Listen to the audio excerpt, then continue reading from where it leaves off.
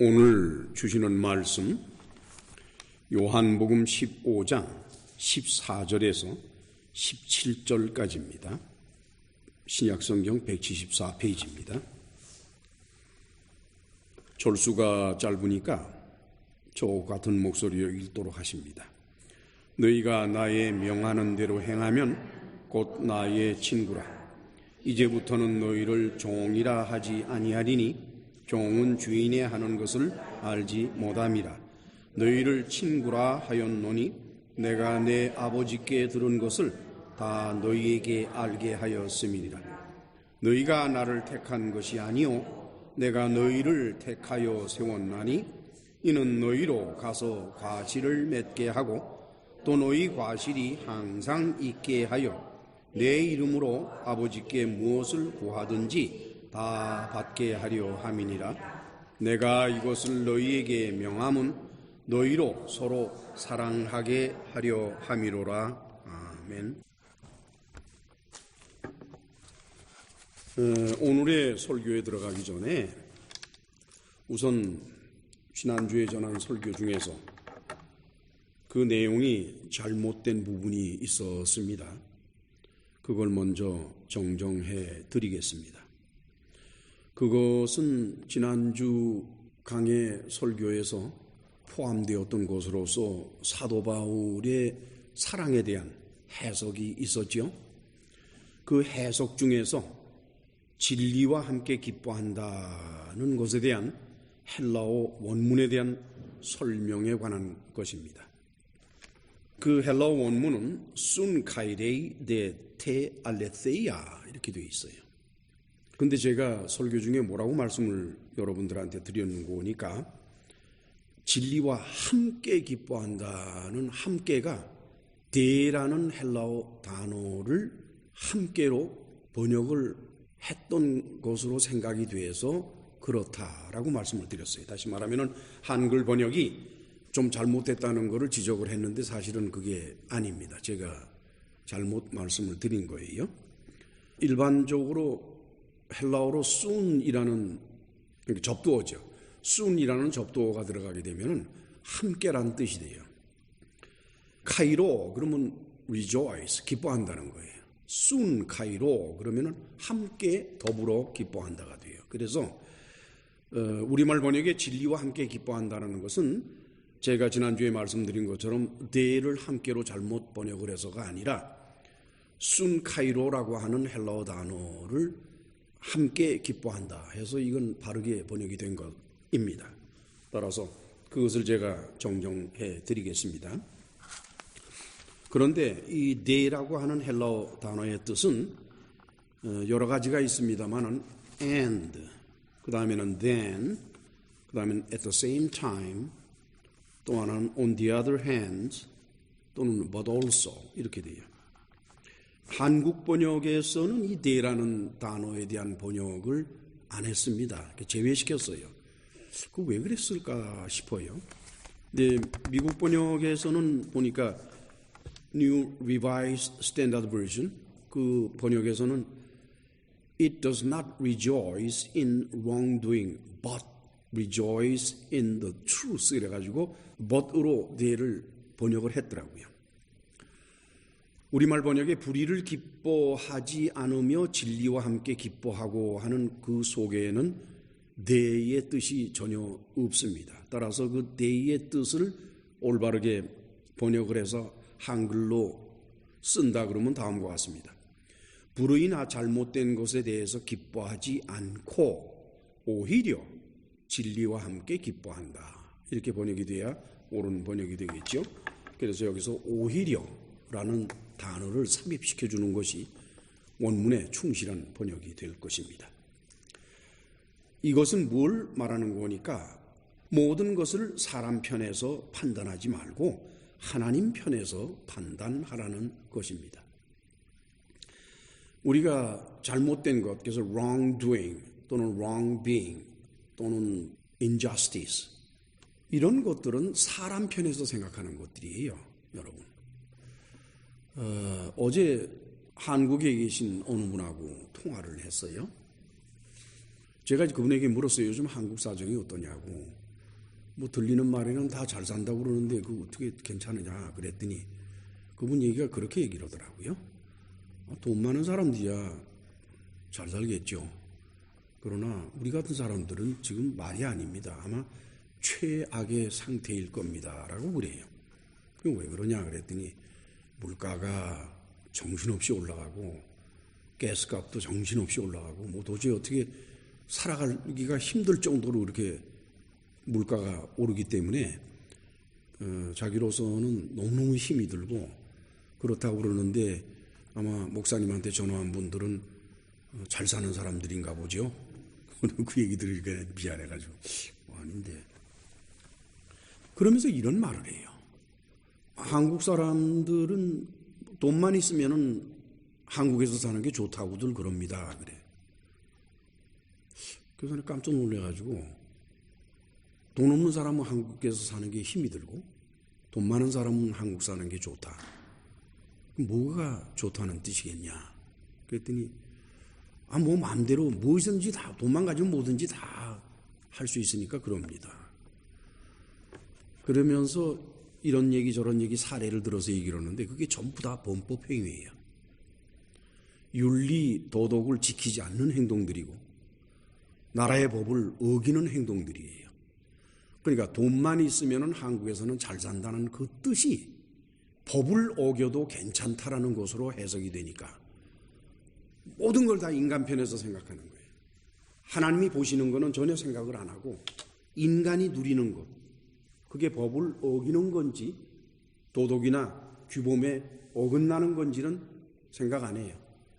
그저 자기들이 즐길 수만 있으면 나를 위해서, 우리를 위해서 모든 것을 사람 편에서 판단하는 것이 돈 많은 사람들의 일일까? 그렇지 않다고 저는 생각을 하고 싶습니다. 돈 많은 사람들이라고 해서 그렇게 부도덕하게 산다라는 전제가 있는 것은 아니에요. 얼마든지 성실한 사람들 많아요. 그런데 사회 통념이 문제예요. 돈만 있으면은 한국은 살기가 좋다라고 하는 이 사회 통념이 하나님의 뜻에서 세상을 보는 것이 아니라 사람의 뜻에서 세상을 보는 것이다. 이것은 바로 우리 인류의 첫 조상인 아담이 선택한 잘못된 길이옵시다. 오늘도 우리는 성경에서 바로 아담이 잘못 선택한 그 길을 고치고자 하는 하나님의 노력, 그걸 우리는 수없이 봐요. 수없이. 장을 넘길 때마다 그게 나타납니다. 장을 넘길 때마다. 뭐 이렇게 어딥니까 저깁니까 라고 말할 것도 없어요. 이미 여러분들이 잘 알고 계시죠? 하나님께서 아담에게 이런 말씀을 하셨잖아요. 내게 좋고 나쁜 것을 네가 선택하지 마라. 오히려 나 하나님이 결정하는 것을 너는 그냥 받아들여라. 그것을 우리말로는 이제 선악을 알게 하는 나무의 실과라 이렇게 선악으로 번역을 했습니다만 그 원문의 히브리어의 뜻은 선악이라기보다는 내게 좋은 것, 내게 나쁜 것. Good for me, bad for me. 그것이었습니다. 그렇게 해서 인류는 아담을 조상으로 하기 때문에 그 후손들은 도리 없이 아담의 선택을 따라가도록 돼 있어요. 그래서 모든 사람들은 자기중심적이고 인간중심적이고 하나님의 뜻을 외면하지요. 이 땅에 사람으로 오신 하나님의 아들 예수께서는 그 모든 것을 교종하시기 위해서 오셨다고 그러죠. 바울의 논리입니다. 예수께서는 겟세마네 동산에서 기도하실 때 내 뜻대로 마옵시고 아버지 뜻대로 하옵소서 함으로써 당신 자신이 자기에게 좋고 나쁜 것을 선택하지 아니하고 아버지 하나님이 선택하시는 것을 따라가겠다고 아담의 한 일을 완전히 뜯어 고치십니다. 자, 이제 우리는 오늘의 본문 요한복음 15장 14절을 같이 읽도록 하십니다. 같이 읽으실까요? 너희가 나의 명하는 대로 행하면 곧 나의 친구라. 참 갈등이 일어나요. 이 말씀을 읽으면은 정말 갈등이 일어나요. 저는 이 말씀을 묵상하면서 요한복음 15장 전체를 흐르고 있는 말씀의 본질에 대해서 혼란이 왔어요. 그런데 그런 혼란은 요한복음 15장에만 있는 게 아닙니다. 특별히 신약 성경 전체에 흐르는 믿음과 구원에 대한 이해, 그것도 보면은 상반된 두 가지가 서로 상충이 되고 서로 반대가 되는 두 가지가 흘러가고 있어요. 그래서 그 사이에서 혼란이 일어나도록 되어 있는 게 신약 성경입니다. 이러한 혼란을 사도 바울이 겪었던 것입니다. 그 사람이 아마 제일 먼저 겪었던 것 같아요. 베드로 서신에서는 그건 발견할 수가 없고 요한 서신에서도 발견하기가 어렵고, 또한 야고보 아닙니다. 히브리서 아닙니다. 그러나 바울 서신에만 들어가면 여기저기서 서로 상충이 되는 것들이 나타나요. 우리 다 같이 에베소 2장 8절로 10절을 찾아가실까요? 311페이지 신약성경 에베소서 2장 8절로 10절 같이 읽으실까요? 너희가 그 은혜를 인하여 믿음으로 말미암아 구원을 얻었나니 이것이 너희에게서 난 것이 아니요 하나님의 선물이라. 행위에서 난 것이 아니니 이는 누구든지 자랑치 못하게 함이니라. 우리는 그의 만드신 바라 그리스도 예수 안에서 선한 일을 위하여 지으심을 받은 자니 이 일은 하나님이 전에 예비하사 우리로 그 가운데서 행하게 하려 하심이니라. 사도 바울은 에베소 교인들에게 믿음으로 말미암아 구원을 얻었는데 그 믿음 자체가 너희가 만든 것도 아니고 너희가 그것을 쟁취한 것도 아니고 하나님께서 그냥 선물로 주셨다. 그러니까 믿음을 선물로 주셨으면 구원도 또한 선물로 받게 되는 것입니다. 그러면서 뭐라고 또 계속 말씀을 전하는 거니까 우리는 그의 만드신 바라 그랬어요. 그리스도인들은 자기 스스로가 그리스도인 된 것이 아니라 하나님이 만드신 거란 말이에요. 그게 왜 만드셨나 그랬더니 선한 일을 하게 하도록 만드셨다는 겁니다. 오른쪽으로만 돌아가도록 자동차 핸들을 꺾어놓고 나서 밟으면 차는 어디로 가요? 돌죠. 오른쪽으로 뱅뱅뱅. 그래요 안 그래요? 선한 일을 하도록 만들어 놓은 우리라 그러면은 하는 일마다 선하게 될 것 아닙니까?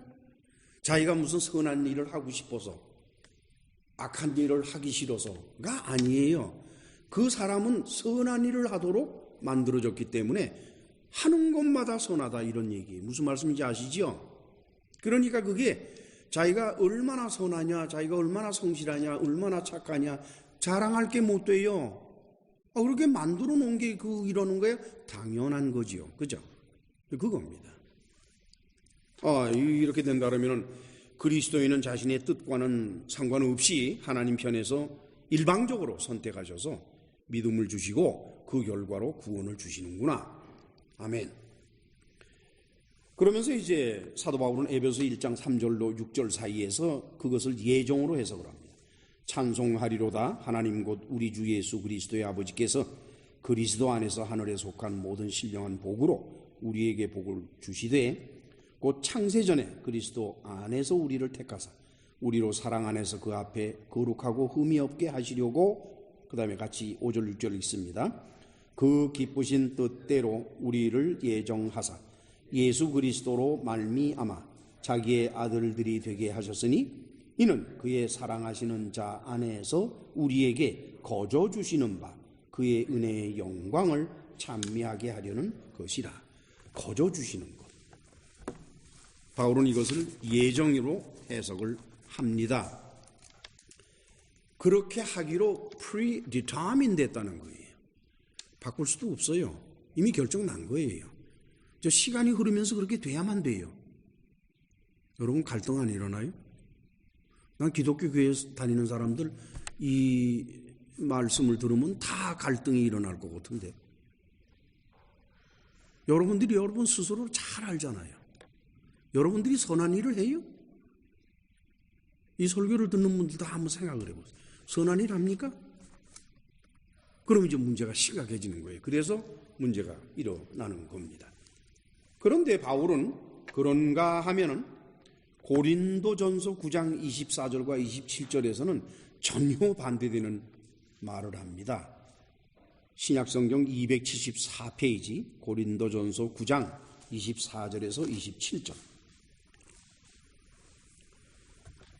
같이 읽으실까요? 운동장에서 다름질하는 자들이 다 달아날지라도 오직 상 얻는 자는 하나인 줄을 너희가 알지 못하느냐? 너희도 얻도록 이와 같이 다름질하라.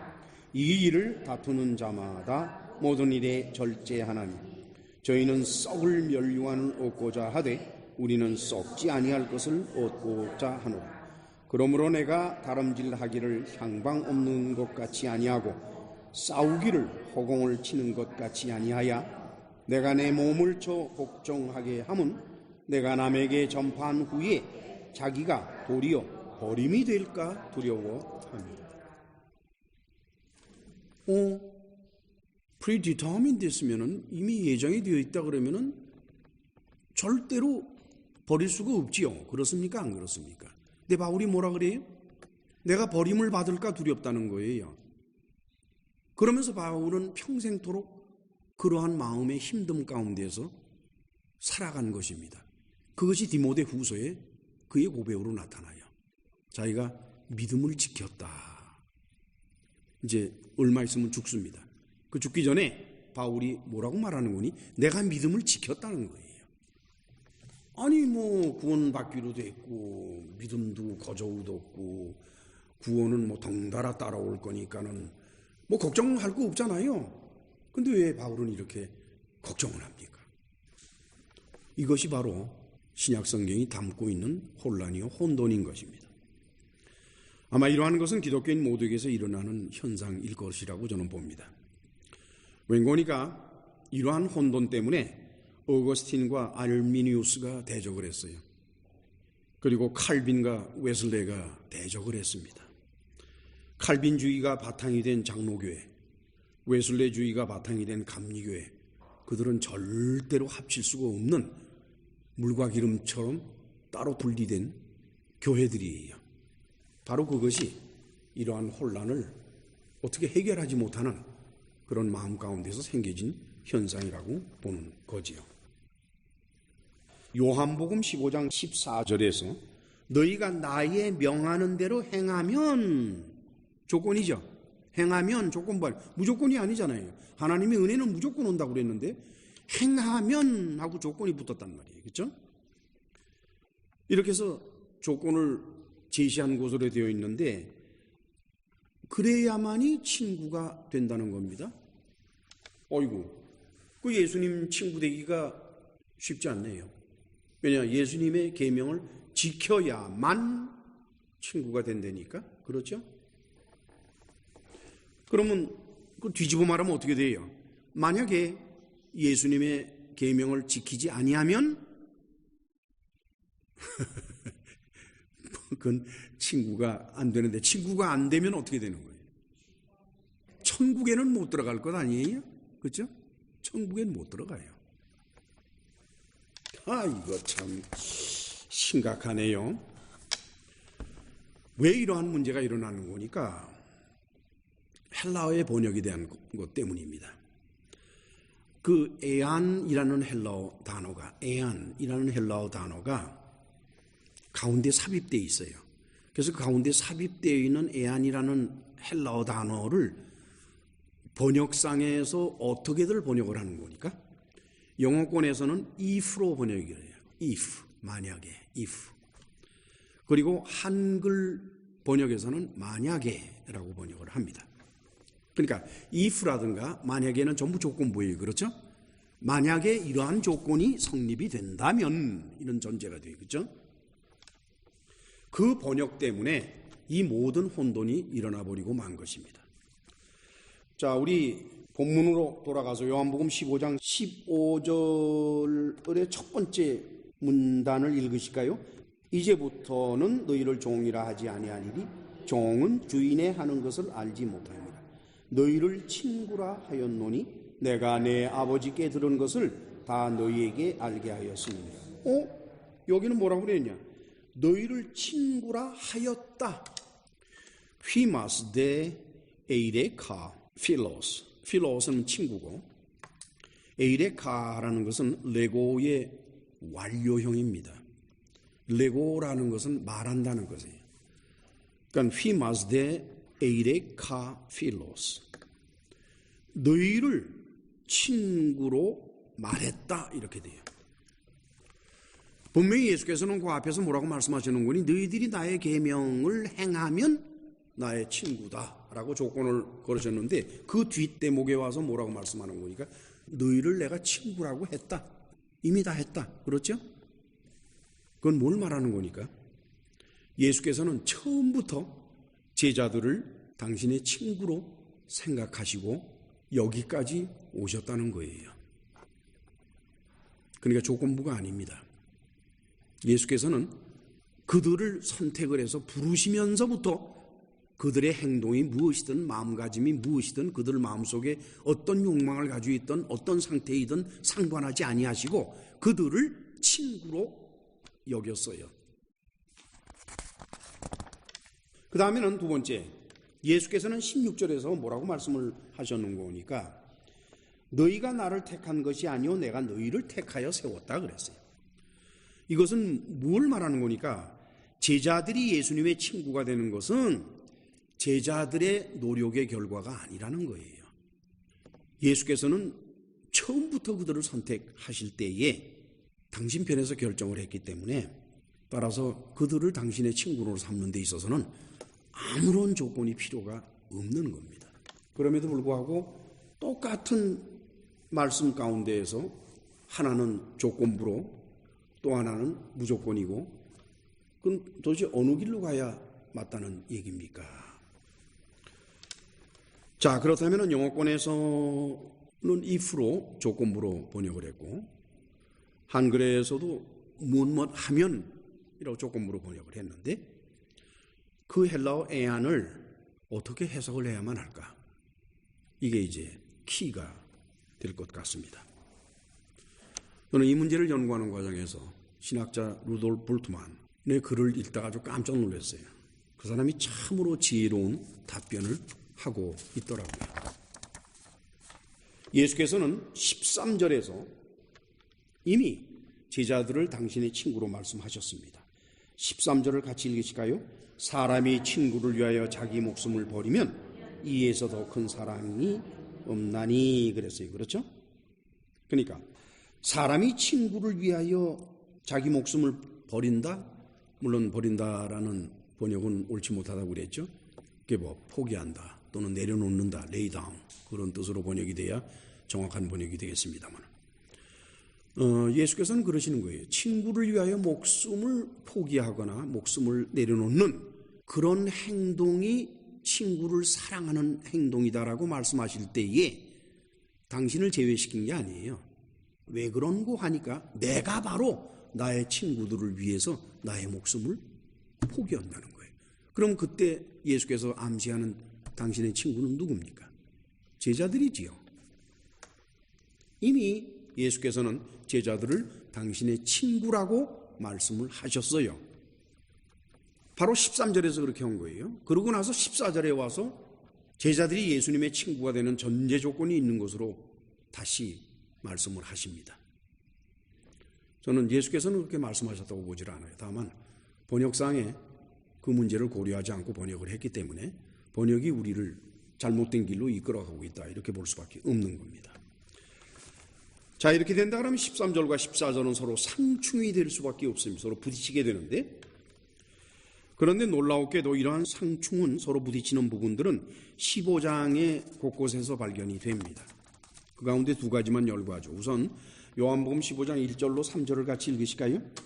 내가 참 포도나무요 내 아버지는 그 농부라 무릇 내게 있어 과실을 맺지 아니하는 가지는 아버지께서 이를 제해 버리시고 무릇 과실을 맺는 가지는 더 과실을 맺게 하려 하여 이를 깨끗게 하시느니라. 너희는 내가 일러준 말로 이미 깨끗하였으니 과실을 맺지 아니하는 가지를 제해버리고 과실을 맺는 가지는 깨끗게 한다고 그래서 전제 조건이 들어갔어요. 무슨 조건인 거니까 깨끗게 되려면은 과실을 맺어야만 된다라는 전제가 됐어요. 그렇죠? 그런데 예수께서는 그 말씀을 하시군 이내. 그런데 너희는 내가 일러준 말로 이미 깨끗해졌어요. 앞에서는 과실을 맺는 가지만이 깨끗해진다. 그 바로 다음에는 너희는 이미 깨끗하다. 이게 상충이 되죠. 그 다음에 두 번째, 요한복음 15장 9절로 10절을 같이 읽으실까요? 아버지께서 나를 사랑하신 것 같이 나도 너희를 사랑하였으니 나의 사랑 안에 거하라. 내가 아버지의 계명을 지켜 그의 사랑 안에 거하는 것 같이 너희도 내 계명을 지키면 내 사랑 안에 거하리라. 내 계명을 지키면 내 사랑 안에 거한다 그랬죠. 그러니까 내 사랑을 받으려 하면은 나의 계명을 지켜라. 그 조건부가 되는 거예요. 그렇죠? 나의 계명을 지키는 것이 조건부가 되는 거예요. 그런데 그 앞서에 뭐라고 말씀하셨는 거니까 아버지께서 나를 사랑하신 것 같이 과거형이에요. 나는 너희를 사랑했다. 이것도 과거형입니다. 아니 이미 제자들을 사랑하시면서 뭐 또 갑자기 또 내 계명을 지키면 내 사랑 안에 거할 것이다라고 이렇게 조건부로 말씀하셔서 둘이 충돌이 일어나도록 그렇게 하셨을까? 자, 그렇다 그러면 이 애안을 어떻게 해석을 해야 이런 충돌을 벗어날 수 있겠느냐 하는 겁니다. 물론 이제 뭐 이런 일에 별로 큰 관심을 갖지 않는 사람들은 이런 문제에 대해서 이렇게 세부적으로 분석을 하고 연구를 하면은 잘 들으려 하지를 않습니다. 또 그분들이 왜 잘 들으려 하지 않는지 그 이유를 여러분들 저도 잘 알고 있어요.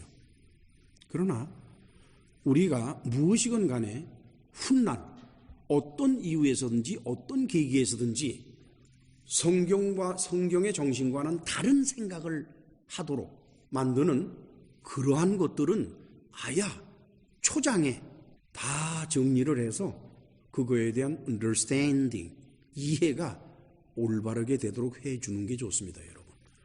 오늘날 교회가 얼마나 이 말씀에서 빗나가 있는지를 오늘 설교 끝막에 가서 여러분들은 아시게 될 겁니다. 그렇기 때문에 저는 이 문제를 아주 심각하게 다루는 거예요. 왜냐?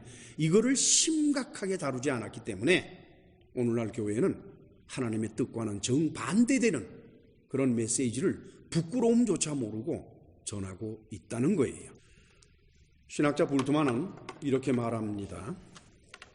It is not a question of their still having to become his friends by fulfilling his commands. It is not a question. 다음과 같은 것들은 문제가 되는 것이 아닙니다. 즉 무엇이 문제가 되는 것이 아닌 거니까 예수의 계명을 지킴으로 해서 예수의 친구가 될 것이라고 하는 그런 것들을 생각하는 것은 이 말씀에서 문제가 되는 것은 아니다. 이런 얘기예요. 다시 말하면은 they are his friends already예요. 웬고니까 그들은 이미 예수님의 친구이기 때문이다. 자, 그렇다 그러면은 예수께서 제자들에게 말씀하실 때에 예수님의 마음은 제자들을 이미 친구로 생각하시면서 이 말씀을 하셨기 때문에 너희가 앞으로 나의 계명을 충실하게 잘 지켜서 나의 친구가 되라 하는 것은 아니다는 거예요. 그건 문제가 될 수가 없다는 거예요.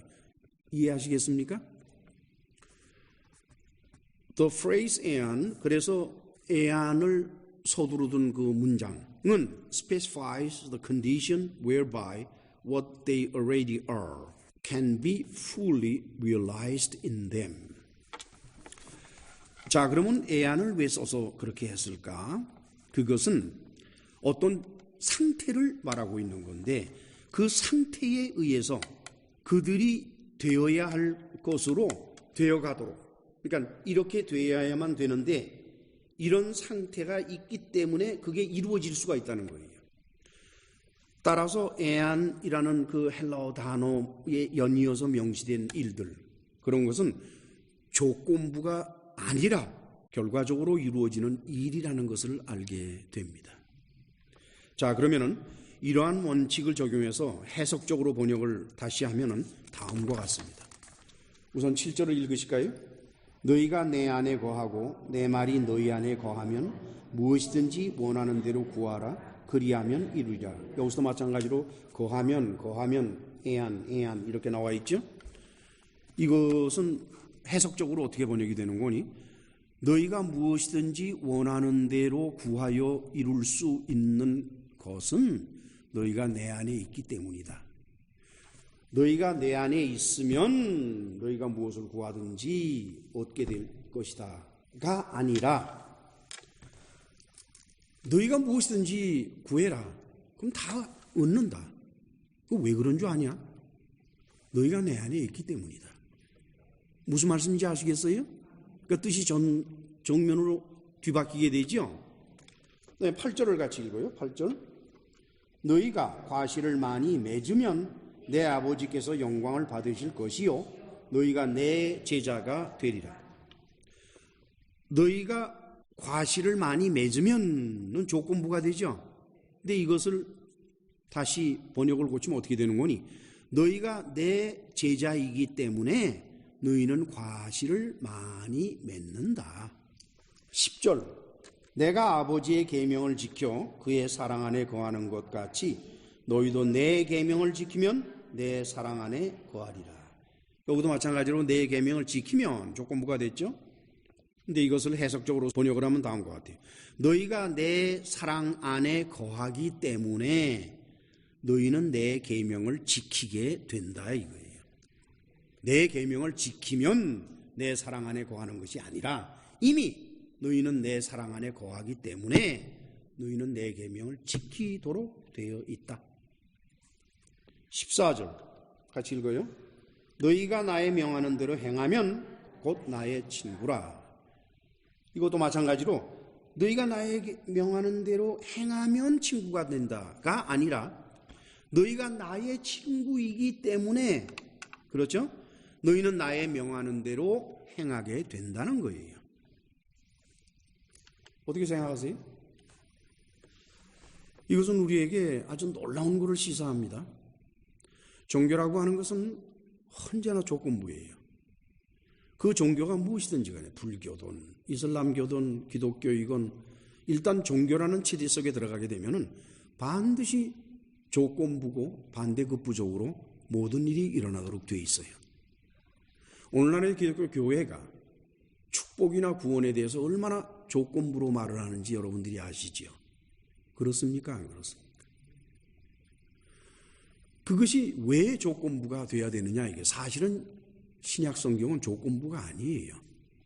구원은 거저 얻어지는 우리의 노력과도 상관없고 그리고 교인들이 그렇게 좋아하는 축복 그것도 그냥 거저 얻어지는 거예요. 우리가 뭘 했기 때문에 조건부가 아닙니다. 그럼에도 불구하고 왜 교회는 그와 같이 조건부로 말을 하고 있을까? 기독교 교회뿐만 아니라 불교에서도 그렇고 절에서도 그렇죠? 그다음에는 이슬람교도 뭐 보통이 아니에요. 힌두교 마찬가지, 신도 마찬가지입니다. 우리는 이거를 아주 잘 생각을 해야 돼요. 잘 생각을 해야 돼요. 자, 이제 본문으로 돌아가서 요한복음 15장 15절을 같이 읽으실까요? 이제부터는 너희를 종이라 하지 아니하니리 종은 주인의 하는 것을 알지 못함이라. 너희를 친구라 하였노니 내가 내 아버지께 들은 것을 다 너희에게 알게 하였음이니라. 예수께서는 제자들을 종이 아니라 친구다라고 호칭을 바꾸시죠. 종이라고 하는 것은 doulos, slave, 노예예요. 종은 주인이 하는 것을 알지를 못한다라고 예수께서 말씀을 하십니다. 무엇이 종일까요? 우선 요한복음 8장 31절로 36절을 찾아갑니다. 이미 예수께서는 이 문제에 관해서 말씀을 하셨어요. 요한복음 8장 31절로 36절을 같이 읽으실까요? 그러므로 예수께서 자기를 믿는 유대인들에게 이르시되 너희가 내 말에 거하면은 참 내 제자가 되고 진리를 알지니 진리가 너희를 자유케 하리라. 저희가 대답하되 우리가 아브라함의 자손이라 남의 종이 된 적이 없거늘 어찌하여 우리가 자유케 되리라 하느냐. 예수께서 대답하시되 진실로 진실로 너희에게 이르노니 죄를 범하는 자마다 죄의 종이라. 종은 영원히 집에 거하지 못하되 아들은 영원히 거하나니 그러므로 아들이 너희를 자유케 하면 너희가 참으로 자유하리라. 무엇의 종인 거니? 바로 죄의 종인 것입니다. 여기에 죄는 일반적으로 모세 율법이 말하는 그런 죄와는 좀 성격이 다른 겁니다. 본질적인 것입니다. 예수께서는 마태복음의 산상수훈에서 이런 말씀을 하셨죠. 여자를 범하는 자가 간음을 한 것이라고 알고 있지 않느냐? 나는 너희들에게 다시 말하는데 여자를 보고 음욕을 품었다 그러면 그것 자체로 간음이다. 그러니까 율법을 더 초월해서 율법 저 위에서 죄를 판단하는 것이 바로 예수께서 말씀하시는 죄입니다. 그 죄의 종이 바로 이랬는데 그 죄의 종을 풀어낸다는 거예요. 왜 그래야만 되는 거니? 종은 주인이 하는 일을 알지 못하죠. 주인이 하는 일을 알지 못하면은요, 주인을 이해할 수가 없어요. 여러분들, 우리 스몰 비즈니스의 가게에서 이렇게 가게를 경영해 가다 보면은 이제 인플로이를 쓸 것 아니에요, 그렇죠? 그럼 인플로이를 쓸 때 인플로이에게 이래라 저래라 하고 하면은 잘 못 알아듣는 때가 많아요. 그럼 무슨 말인지 모르는 거예요. 왜 그래야 되는지도 모르고. 그 사람이 왜 그걸 모르는 거니? 주인이 아니기 때문에 주인을 이해를 못해요. 주인이 하는 일을 몰라요. 주인이 하는 일을 모르기 때문에 그 사람은 주인을 이해하지 못합니다. 주인을 이해하지 못하니까 주인이 아무리 설명을 해도 못 알아듣는 거예요. 그러니까 비즈니스에서 인플로이들을 잘 이해시켜서 끌고 가려 하면은 이래라 저래라 하기 전에 먼저 주인이 하고 있는 일을 설명을 해줘야 됩니다. 설명을 해주면은 그러는 거구나. 그래서 이렇게 하라는구나. 그러면 열심히 해요. 주인을 이해하지 못하니까 어둠 속에 있는 겁니다. 여러분, 어둠이라는 것은 꼭 빛이 없어서 어둠이 아니에요. 알지 못하면 알지 못하는 것 그것 자체가 어둠인 거예요. 서로 교제하던 남녀가 어느 날 그냥 브레이크 됐어요. 끊어져 버렸어요. 그런데 끊는다라고 먼저 앞서서 말한 사람은 그 이유를 알고 있는데 그걸 당한 사람은 이유를 모르는 거예요. 왜 이렇게 되는지 모르는 거예요. 그냥 암흑이에요. 그 순간부터 그 사람은 암흑이라고요. 그렇게 되면 어떻게 되죠, 여러분? 끊임없이 불안 속에서 살게 됩니다. 우리가 불안하는 것은요, 모르기 때문이에요. 알면은 그렇게 불안하지 않아요. 알면은 정도를 알기 때문에 내가 포기하는 선이 어딘지를 내가 결정할 수가 있어요. 모르기 때문에 포기하는 선마저 생각해내지 못하고 불안에 떠는 것이 바로 그런 것입니다. 그러니까 종이 주인의 하는 일을 알지 못한다고 하는 것은 어디까지 그것이 extend, 번져지는 거니까 불안 속에 산다는 거예요. 불안 속에. 여러분, 기독교 교회 안에서 신앙생활을 하는 수없이 많은 사람들, 수십억이 되겠죠, 세계적으로 보면은. 역사적으로 보면은 수백억이 될지 얼마일지는 모르겠습니다만, 그 기독교 교인들이 구원에 대해서 얼마나 불안한지 알아요? 지금도 기독교회를 다니는 수없이 많은 사람들이 구원에 대해서 얼마나 불안을 가지고 있는 줄 압니까? 그들은 그 불안을 지워버리기 위해서 긍정적으로 생각을 하고 열심히 충성봉사하고 없는 돈도 털어서 헌금하고 열심히 노력들을 해요. 그러나 그 노력이 결코 그들의 불안을 해소시킬 수는 없는 겁니다. 왜? 모르기 때문에.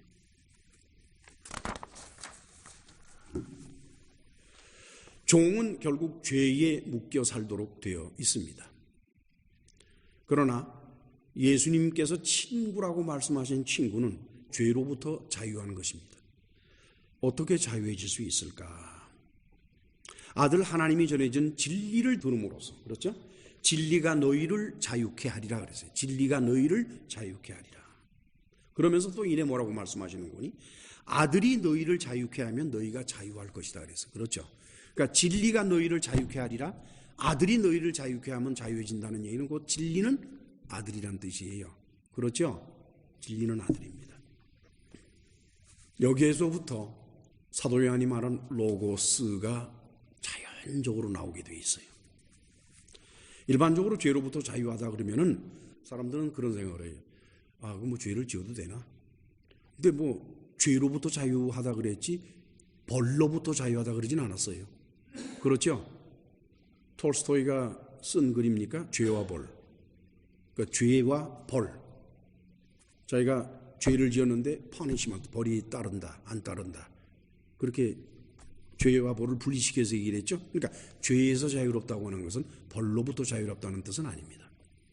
근데 우리가 일반적으로 이제 우리 미국에 사니까 동네에 가보면은 이렇게 편말이 붙어 있는, 모든 동네가 다 그런 건 아니지만 거기 뭐라고 이렇게 편말이 붙어 있는 거니? drug free 그랬겠죠? drug free. 그러니까 이런 마약으로부터 자유로운 뜻이에요. 그러니까 그 얘기는 뭡니까?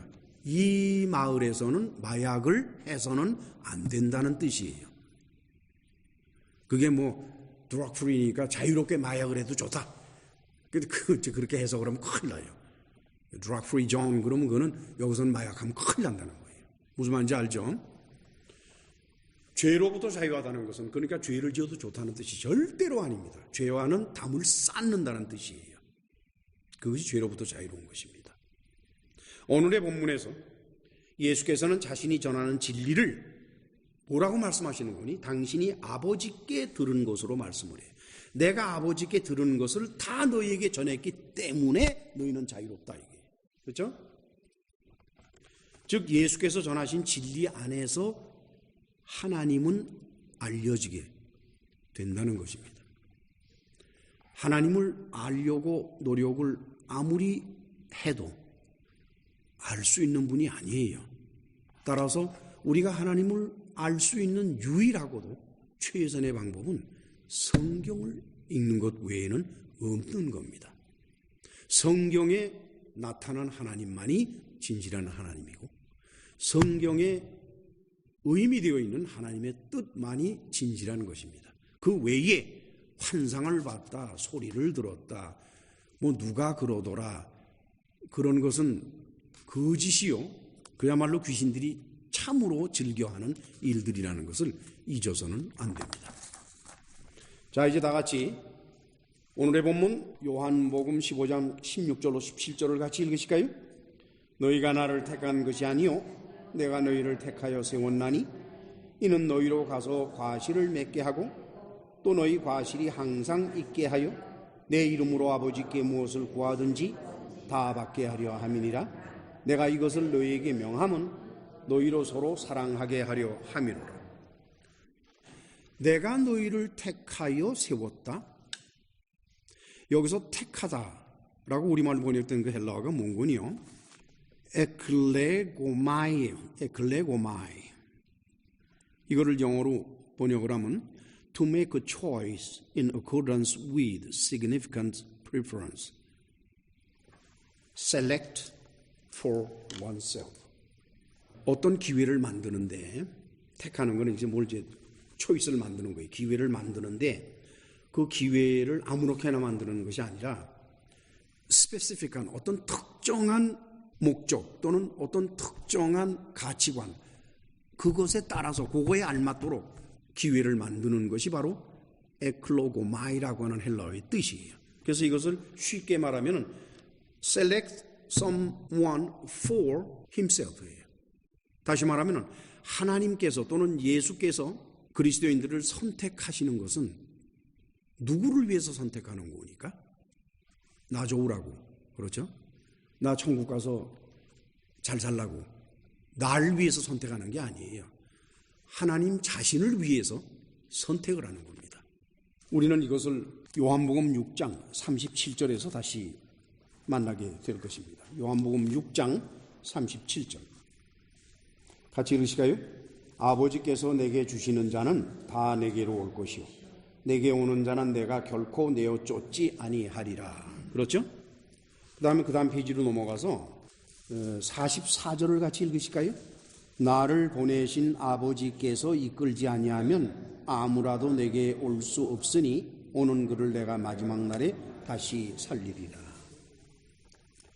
아버지의 선택이 없는 사람인데 어떻게 낌새를 차려가지고서는 이거 나도 좀 천국에 좀 들어가야겠구만 생각을 해서 부단히 노력을 하고 애를 쓰고 그런다고 해서 예수께 올 수 있는 것은 아니라는 거예요. 아마 기독교라는 종교 속에는 들어가겠죠. 오늘날 기독교 교회는 그런 사람들이 너무나도 많기 때문에 넘치고 처지도록 많은 게 오늘날 기독교 교회요. 지난 2000년의 기독교 역사입니다. 그들은 천국 간다는 열망 때문에 천국에 가야겠다는 죽어서 좋은 곳에 가야겠다는 열망 때문에 열심히 교회에 나왔고 교회에 소속이 되어서 노력하고 애쓰고 다 했어요. 그러나 그들은 예수의 이름은 부르는데 예수님한테 갈 수가 없는 거예요. 왜 못 가요? 안 불렀으니까. 선택을 안 했으니까. 그런 생각이 들죠, 여러분. 이거 뭐 하나님 해도 너무하시지. 그래도 좀 봐주셔야 될 거 아닙니까? 뭐 그렇게 길을 쓰고 저렇게 정말 참 있는 돈 없는 돈 다 쳐들여서 헌금하고 그리고 뭐 충성봉사한다 그러고 밤낮 없이 뛰어다니면서 기도하고 전도하고 돌아다니는데 그런 사람이 예수님을 못 만난다? 그건 좀 그럽니다. 인간적으로 생각하면 그렇죠? 인간적으로 생각하면 좀 그렇잖아요? 자, 그럼 바울이 이러한 상태를 어떻게 말을 했는지 로마서 9장 14절 이하를 찾아갑시다. 로마서 9장 14절 이하 251페이지. 바울은 그러는 거예요. 14절에 뭐라 그러는 거니? 그런즉 우리가 무슨 말을 하리요? 하나님께 불의가 있느냐? 그럴 수 없느니라. 아니, 하나님의 선택에 대해서 말을 하니까 많은 사람들이 억울하다고 막 그러면서 하나님이 그럴 수 있느냐라고 했단 말이에요. 그러니까 이제 바울이 뭐라 그러니까 그럼 하나님이 불의하다는 거냐? 그건 말이 안 되지. 왜 그런 줄 아느냐? 설명을 하는 거예요. 15절 이하를 같이 읽읍시다. 모세에게 이르시되 내가 긍휼히 여길 자를 긍휼히 여기고 불쌍히 여길 자를 불쌍히 여기리라 하셨으니 그런즉 원하는 자로 말미암음도 아니요 다른 빗박질하는 자로 말미암음도 아니요 오직 긍휼히 여기시는 하나님으로 말미암음이니라 그러는 거예요. 뭐 불쌍히 여겨서 그걸 하나님께로 데려가든지 말든지 그건 뭐 하나님이 하시는 일이지 사람들이 거기에 끼일 수는 없는 거다는 거예요. 긍휼히 여김을 받는다. 자기가 무슨 죄를 지었든지 용서받을 수 있는 것이 긍휼히 여김을 받는 것입니다. 그렇죠?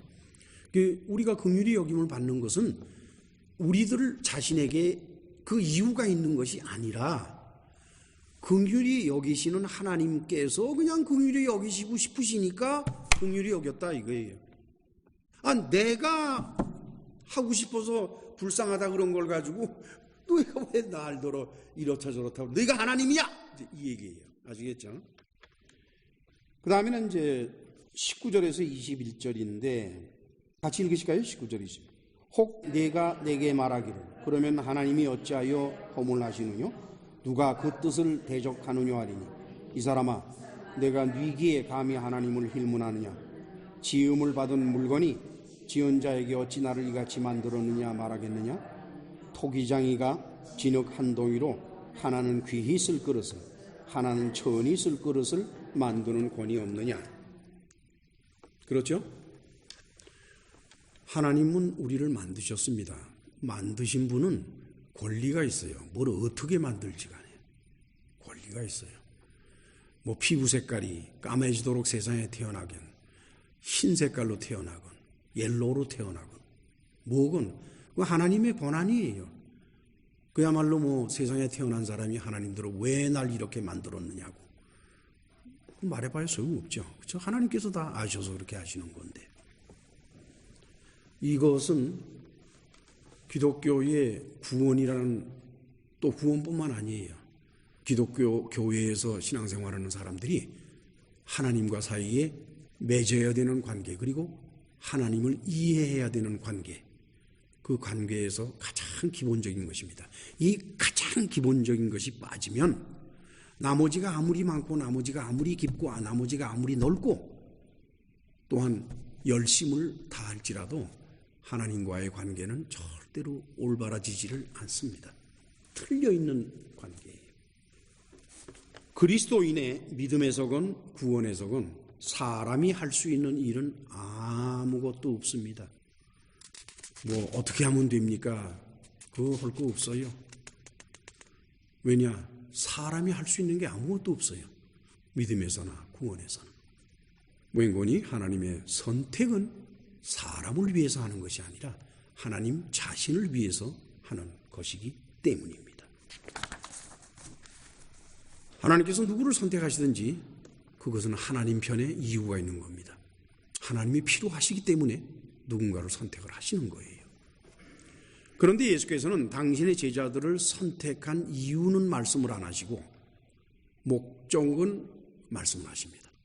오늘의 본문에 그것이 아주 자세하게 담겨져 있어요.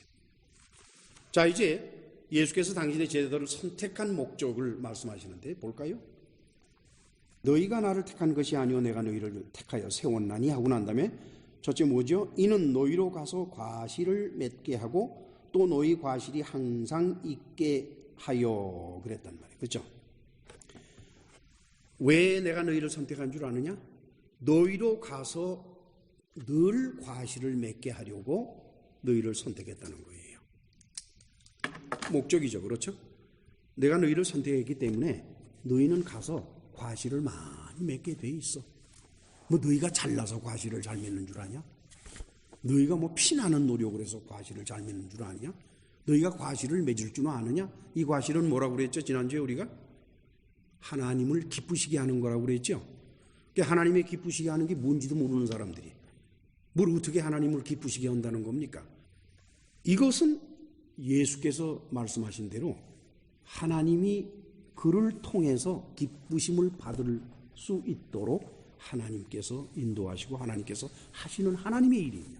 두 번째, 내 이름으로 아버지께 무엇을 구하든지 다 받게 하려 함이니라 그랬어요. 예수께서 제자들을 선택하신 두 번째 목적은 제자들이 예수님의 이름으로 아버지 하나님께 무엇이든지 구하든지 그걸 다 받게 하려고 했다는 거예요. 다시 말하면 예수님의 선택을 받은 제자들은 여러분들을 다 포함해서 하나님 아버지께 무엇을 구하든지 다 받도록 되어 있어요. 신나죠? 그럼 지금부터 뭐 몰개지 해결해 주세요. 비즈니스 안 되는데 주여 좀 어떻게 좀 해주세요. 여러분, 아버지께 구하는 것을 다 받게 한다. 여기 전제가 있어요. 예수의 이름으로, 나의 이름으로. 하나님 아버지께 우리가 누구의 이름으로 구하죠? 예수님의 이름으로 구합니다. 그러면 예수님의 이름으로 구한다 그러니까 뭐라고들 해요? 기도하고 끝난 다음에 예수님의 이름으로 기도하옵나이다 그러죠? 예수님의 이름으로 기도한다는 얘기가 뭔 줄 압니까? 아멘 할 때 그냥 아멘으로 끝내도 아무 상관없어요. 무슨 예수님의 이름으로 기도합나이다 아멘 그런 소리 안 해도 돼요. 그냥 아멘 그래요. 뭔 줄 압니까? 예수님의 이름으로 기도한다는 것은 예수님의 이름에 먹칠을 하지 않는다는 것이고 예수님의 뜻에 위반되지 않는다는 것이고 예수님의 나라를 위해서 한다는 겁니다. 자, 그런 전제를 두고 봤을 때 과연 우리가 뭘 기도할 수 있겠어요? 여러분들이 할 수 있는 기도가 도대체 몇 가지나 되겠어요? 주기도문이에요. 주기도문. 아버지의 뜻이 하늘에서 이루어진 것처럼 땅에서도 이루어지옵소서. 무슨 말인지 알죠? 세 번째 마지막으로 내가 이것을 너희에게 명함은 너희로 서로 사랑하게 하려 함이로라. 제자들이 서로 사랑하게 하려고. 예수께서는 당신의 제자들을 선택한 세 번째 목적을 제자들이 서로 사랑하게 하려고. 좋죠. 그렇죠? 얼마나 좋아요. 이 말씀을 맺겠습니다. 그리스도인이 얻는 것은 그것이 영생이건 구원이죠. 복이건 다 하나님 편에서 임의로 주시는 겁니다. 우리의 원함과도 상관이 없고 우리의 간구와도 상관이 없고 우리의 노력과는 더더구나 관계가 없는 겁니다. 따라서 오늘날 기독교 교회가 교인들의 구원을 강조하며 또 교인들의 축복을 강조하면서 은근히 그 대가를 요구하든지 아니면 어떤 조건을 제시한다고 하면 이것은 하나님의 뜻과는 근본적으로 역행이 되는 것이옵시다. 만약에 교회가 헌금을 많이 해서 아니 말로 건축 헌금을 했기 때문에 또는 노력 봉사를 교회에서 많이 했기 때문에 심지어는 그가 목사이기 때문에 장로이기 때문에 권사이기 때문에 하나님께로 복을 더 많이 받을 것이라고 이렇게 말하는 것은 근본적으로 하나님의 뜻에 위반되는 것이고 하나님을 거짓말장이로 만드는 것입니다. 따라서 교회에서 그와 같이 교인들을 이끌어가고 교회에서 그와 같이 신앙생활하는 모든 사람들은 하나님을 매일같이 모욕하고 하나님 앞에 오물을 집어던지는 그런 악독한 일을 하는 사람들이라는 것을 잊어서는 안 됩니다. 저는 오늘의 말씀을 연구하는 과정에서 참 마음이 많이 아팠던 과거를 생각을 합니다. 물론 저도 한때는 그 가운데 있었기 때문입니다. 저라고 해서 여러분들 앞에서 깨끗하다라고 말씀드릴 수가 없어요. 진실한 그리스도인들이 얻는 구원 그리고 복은 모두 하나님께서 값없이 조건 없이 주시는 선물입니다. 따라서 우리가 하나님 앞에 기도할 수 있는 것은 오직 하나, 이제까지 내게 베푸신 은혜를 감사하는 기도만 할 것입니다. 앞일에 대해서 기도하는 것은 오만이고 앞일에 대해서 기도하는 것은 하나님을 내 마음대로 움직이겠다고 하는 그야말로 끔찍한 죄죠. 앞날에 대해서 기도하지 맙시다. 우리는 지나간 과거를 감사하며 매일매일을 하나님 앞에 맡기고 그리고 걸어갑시다. 기도하십니다.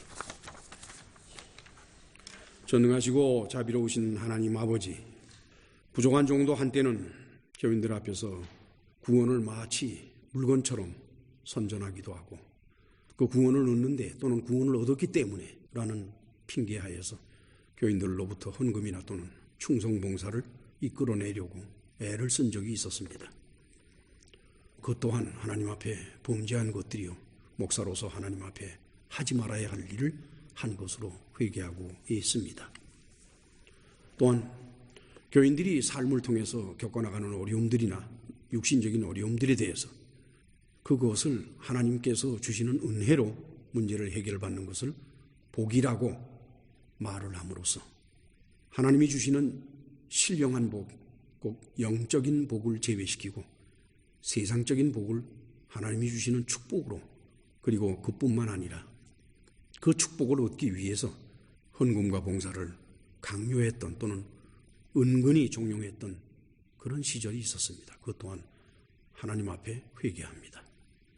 이런 모든 것들이 하나님과 우리 사이를 갈라놓고 우리 그리스도인들로 하여금 하나님을 잘못 이해하고 그래서 예수께서 말씀하신 것처럼 할 수만 있다면 택하심을 받은 자들까지도 미혹하게 하려는 이런 검은 손들이 교회를 넘나들고 있는 것을 주께서 아십니다.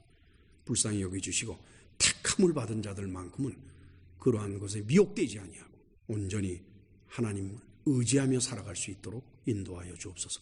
예수님의 이름으로 기도합나이다.